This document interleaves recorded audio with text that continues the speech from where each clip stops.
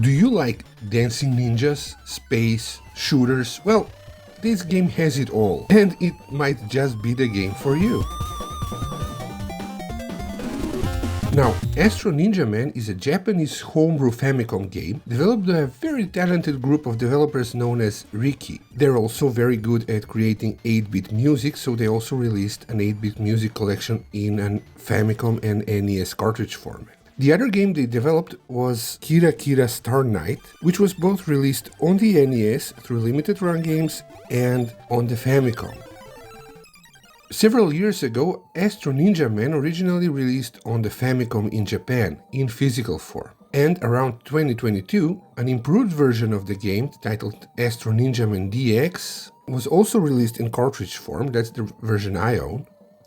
And around 2024, Limited Run released a physical copy for the NES. Sadly, I wasn't able to buy the NES version because at the time, as luck would have it, Limited Run Games had problems shipping to Macedonia.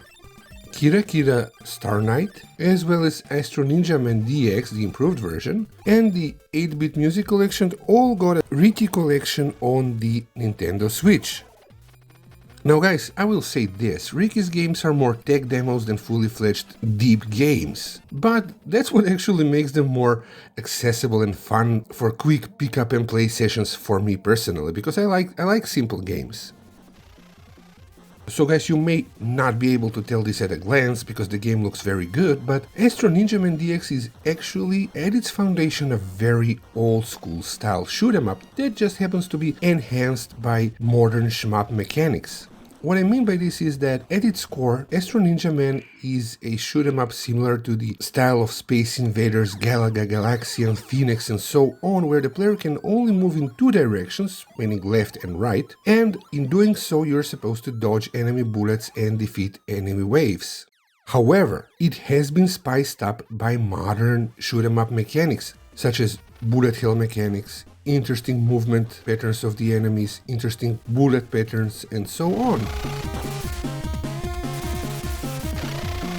Now add the incredibly stylish visuals and awesome music to the mix, and Astro Ninja Man DX becomes one of the most awesome experiences on the NES, especially if you play it on an old school CRT TV with a curved screen. Now that is just an amazing experience in my opinion. Now, I won't deny that Astro Ninja Man is a very simple game, however, it still has mechanics and systems that you need to learn for a smooth gameplay experience. Much like the shooters of old, the player can only move left and right, as I already said, so you have very limited means for dodging the influx of incoming bullets and enemies and whatnot.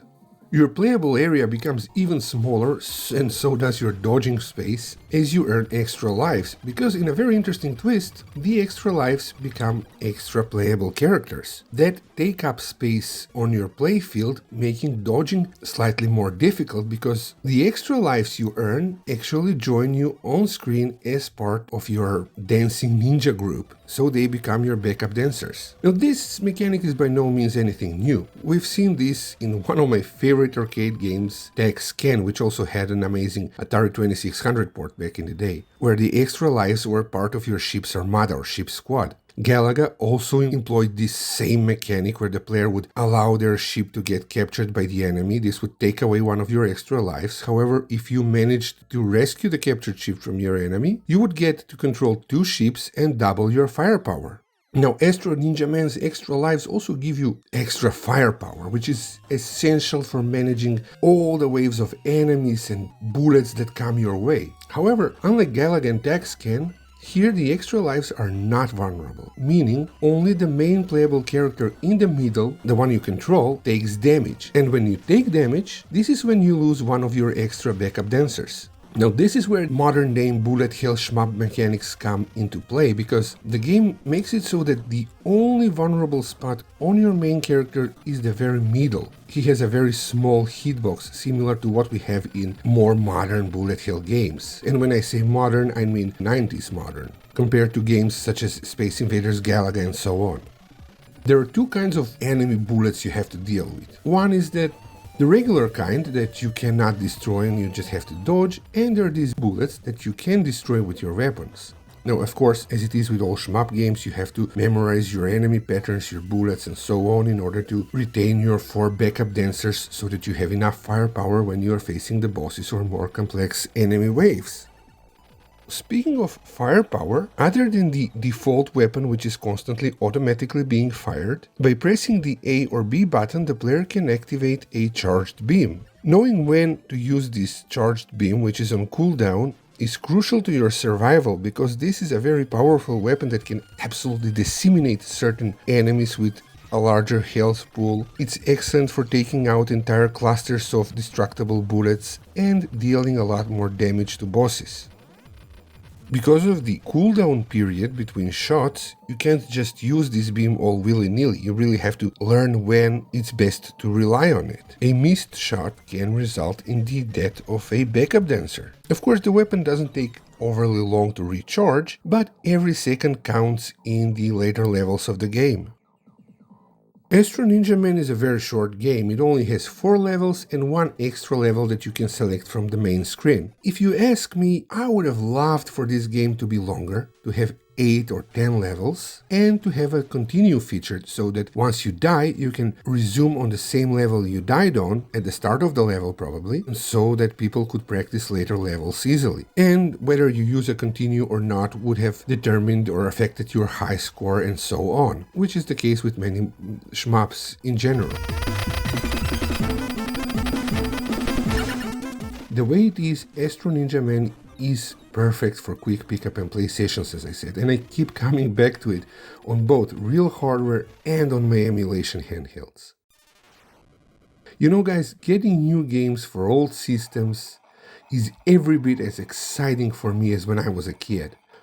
To this day, I just can't wait to see what the graphics would be like on these games, see what the developers did with gameplay, with level design. Even if it's just a small color change between levels, I sometimes find it exciting, much like when I was a kid. As I already talked about, I associate Famicom and NES Famicom games with winter and the winter holidays. And that's when I got this very game. So you can imagine my excitement getting a brand new Famicom game during the Christmas holidays of 2024.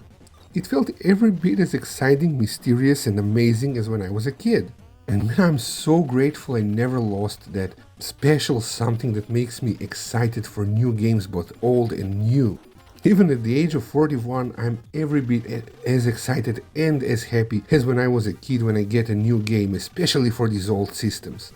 The incredible sampled music of this game, colorful, sometimes even creepy visuals, only add to that unique sense of mystery and fascination I have for brand new games on the Nintendo or Sega Mega Drive or Commodore 64, and Astro Ninja Man really nails this vibe.